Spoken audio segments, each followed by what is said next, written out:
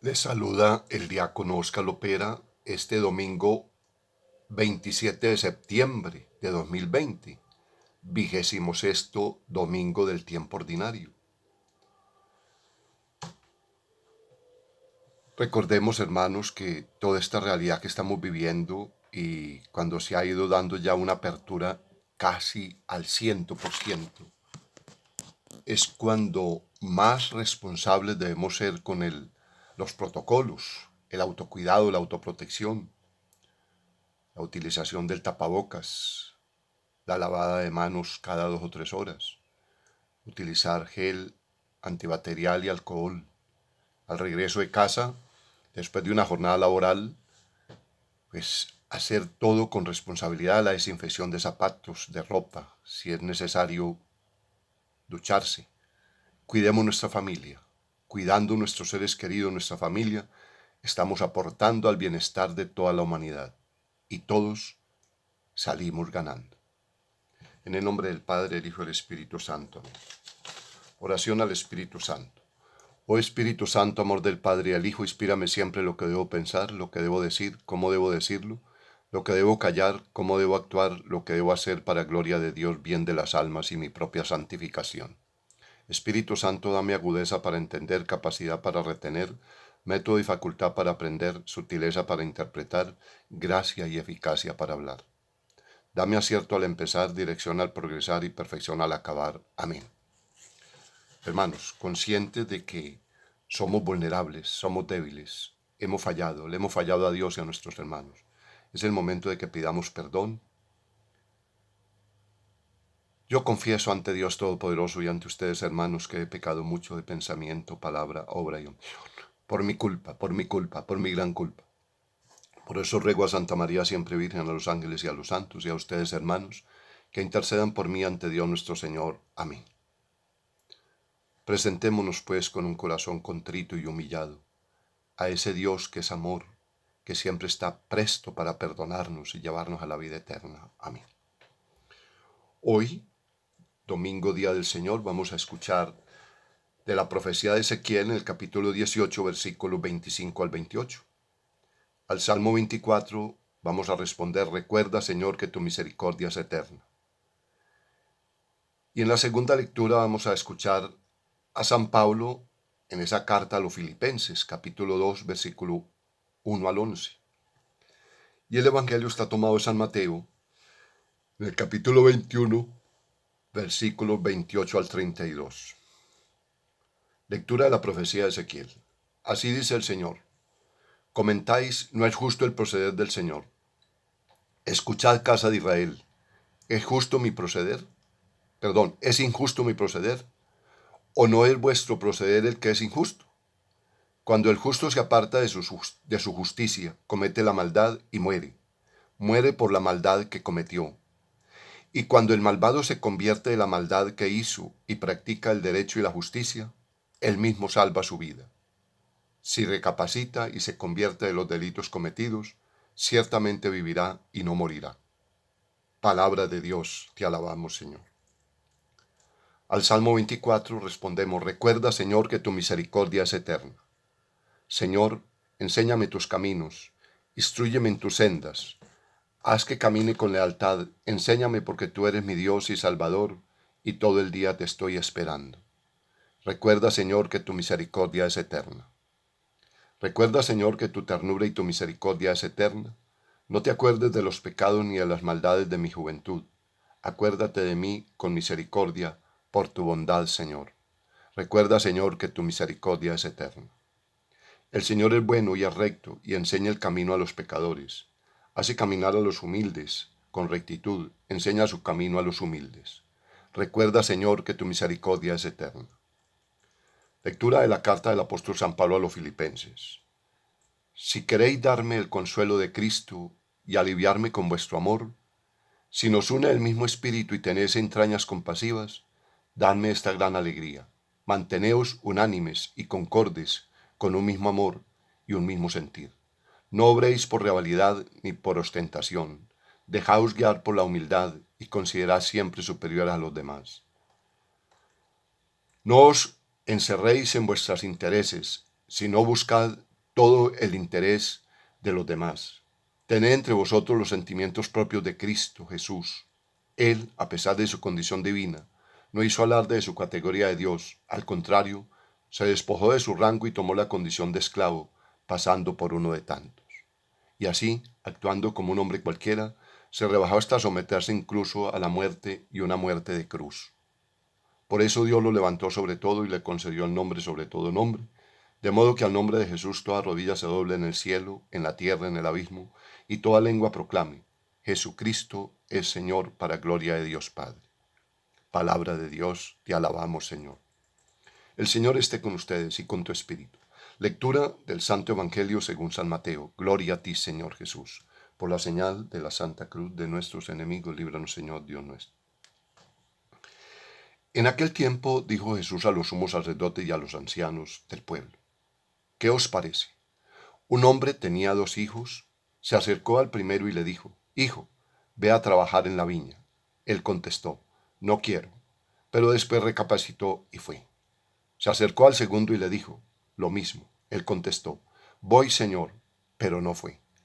¿Quién de los 2 hizo lo que quería el Padre? Contestaron: el primero. Jesús les dijo: Os aseguro que los publicanos y las prostitutas os llevan la delantera en el camino del reino de Dios. Porque vino Juan a vosotros enseñándoos el camino de la justicia, y no le creísteis. En cambio, los publicanos y prostitutas le creyeron. Y aún después de ver esto, vosotros no recapacitasteis ni le creísteis. Palabra del Señor. Gloria a ti, Señor Jesús. Un gran interrogante. ¿Voy o no voy a mi viña? Yo creo que es interesante poner el contexto de la escena de este evangelio de hoy, imprescindible para entenderla correctamente. Jesús se encuentra en Jerusalén en los últimos días de su vida. Lo primero que Jesús ha hecho, según la versión del evangelio, después de entrar por primera vez en la ciudad, ha sido expulsar del templo a los vendedores y cambistas, manifestando así desacuerdo y enfrentamiento con las autoridades religiosas, que buscarán la forma de acabar con él. En este contexto es donde Jesús cuenta la parábola. Nos surge una pregunta: ¿por qué ese conflicto de las autoridades del templo con Jesús? Jesús ha presentado con claridad y radicalidad un rostro de Dios, que es Padre bueno y misericordioso, que muestra su preferencia y cuidado con los enfermos, los pobres, los pecadores, los marginados, los que no cuentan para las autoridades. Un Dios que pone a las personas por encima de las normas y tradiciones, y cuyas entrañas se conmueven ante los muchos abandonados como ovejas sin pastor. Ellos, las autoridades que son teóricamente sus pastores, un Dios de vida y amor. Por su parte, los sacerdotes y dirigentes piensan y actúan desde un Dios del templo y de los sacrificios, un Dios que pone montones de condiciones para ganarse su favor, que fundamenta las divisiones y exclusiones, que justifica las marginaciones, el pecador, el leproso, el extranjero, los buenos y los malos, los creyentes y los no creyentes. Es un Dios que excluye y rechaza a unos, de los que las autoridades del templo pasan a tope, y que lo ordena y regula todo, milimétricamente, con ellos como mediadores absolutos. No pensemos que esto son cosas del ayer remoto, de hace 21 siglos. También hoy, dentro de nuestra iglesia, aparecen personajes muy similares, con autoridad, que se escandalizan y tachan de hereje a un papa que se sale de lo de siempre y que parece que se salta las sagradas tradiciones y enseñanzas de siempre, que parece muy comprensivo y cercano con comportamientos tradicionalmente inmorales. Y hay un número de cristianos que recuerdan con añoranza a papas anteriores, a quienes consideran con mayor autoridad moral, sobre todo porque se sentían confirmados en sus opiniones y fastidiados o desconcertados por las del actual. Dejando esto a un lado, este evangelio nos invita, como el domingo anterior, a preguntarnos: ¿cuál es nuestra imagen o idea o rostro de Dios? ¿El real? el que se descubre detrás de nuestras opciones y acciones, coincide con el que nos presentó Jesús. Repetir en nuestras celebraciones que creemos en un solo Dios, Padre, tiene poco valor si nuestra creencia no va acompañada de un determinado estilo de vida. Es lo que de pronto en las lecturas de esta semana San Pablo nos ha insistido mucho en la coherencia de vida. Según las encuestas, muchos que se reconocen católicos al mismo tiempo se declaran abiertamente en contra de los inmigrantes cuando son pobres. Un solo Dios y Padre no puede estar muy contento con nuestras fronteras y divisiones. Y máximo cuando estamos celebrando la 76ª Jornada Mundial del Migrante y del Refugiado. Y esto nos ha escrito el Papa. La pandemia nos ha recordado cuán esencial es la corresponsabilidad y que solo con la colaboración de todos, incluso de las categorías a menudo subestimadas, es posible encarar la crisis. Debemos motivar espacios donde todos puedan sentirse convocados y permitir nuevas formas de hospitalidad, de fraternidad y de solidaridad. Tampoco es aceptable la agresividad con que se expresan algunos hermanos por cuestiones políticas o de cualquier otra índole. No pretendo dar ni quitar razones a nadie, ni organizar aquí un debate, pero sí tengo que decir que el tono, actitud y lenguaje con que muchos expresan sus posturas hasta bastante lejos del espíritu fraterno y evangélico. No tienen puentes, no tratan con respeto, no ofrecen alternativas, sino que más bien abren heridas, buscan culpables y provocan divisiones y enfrentamientos, incluso con los más cercanos. Así entiendo las palabras de San Pablo. No obréis por rivalidad ni por ostentación, considerando por la humildad a los demás superiores a vosotros. No os encerréis en vuestros intereses, sino buscad todo el interés de los demás. Bueno será revisarse en este punto. Y aquí coincidimos o coincide toda esta reflexión con lo que está pasando en nuestro país últimamente.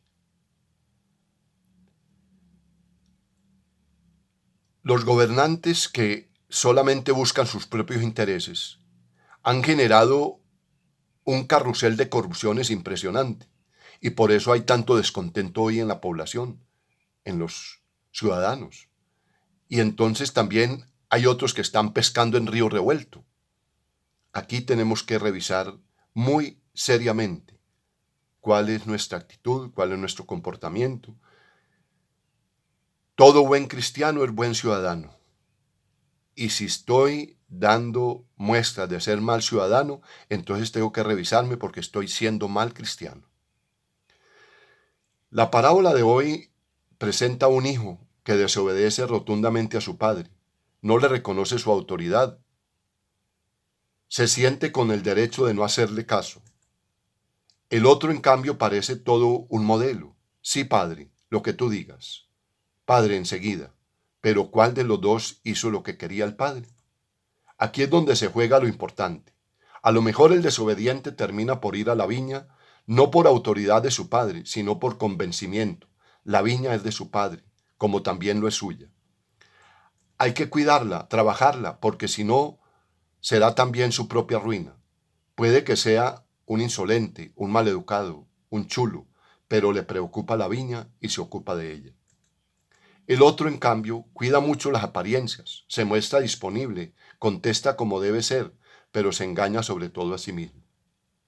Es un hipócrita. Las palabras, las proclamaciones de obediencia, las supuestas creencias y el sentimiento de familia se quedan en nada. No ha descubierto que la viña también es suya. Es más probable que nos reconozcamos en el segundo hijo. A menudo se nos va la fuerza por la boca. Nos cargamos de buenas intenciones y nos declaramos dispuestos a colaborar en muchas cosas. Y luego los hechos desmienten nuestras palabras. De esta realidad están llenas nuestras comunidades. Qué pesar. De apariencias, de buenas intenciones, de buenos deseos, y al último, puro tilín, tilín y nada de paletas. Se firman declaraciones y derechos y compromisos en favor de la justicia, del respeto de ayudas, de la acogida de inmigrantes, de desarme y de miles y miles cosas. Papel mojado. Y pocas veces reclamamos a quienes los firmaron tan solemnemente, poniendo cara de foto. Se llama falta de coherencia. Esto daña mucho nuestra credibilidad. No se trata de que seamos perfectos, porque somos criaturas frágiles y nos equivocamos, nos despreocupamos, nos vencen los miedos. Pero sí se trata de lo que San Pablo nos pide hoy. No obréis por rivalidad ni por ostentación, no os encerréis en vuestros intereses, sino buscad todos el interés de los demás y dadme esta gran alegría. Manteneos unánimes y concordes con un mismo amor y un mismo sentir. En resumidas, toda esta reflexión nos debe llevar a interiorizar, a adoptar en nuestra vida los mismos sentimientos de Cristo. ¿Y cuáles fueron los sentimientos de Cristo? Luchar por el que no valía, por los huérfanos, por las viudas, por los enfermos, por los leprosos, por los ciegos. Esa es nuestra misión, esa es nuestra tarea. Queremos vivir los sentimientos de Cristo. Manos a la obra. No estamos solos. Él ha prometido estar con nosotros. Gloria al Padre, al Hijo y al Espíritu Santo, como era en un principio, ahora y siempre, por los siglos de los siglos. Amén. El Señor esté con ustedes y ese Padre amoroso les bendice en el nombre del Padre, el Hijo y el Espíritu Santo. Amén. Dios los bendiga. Feliz semana en el Señor.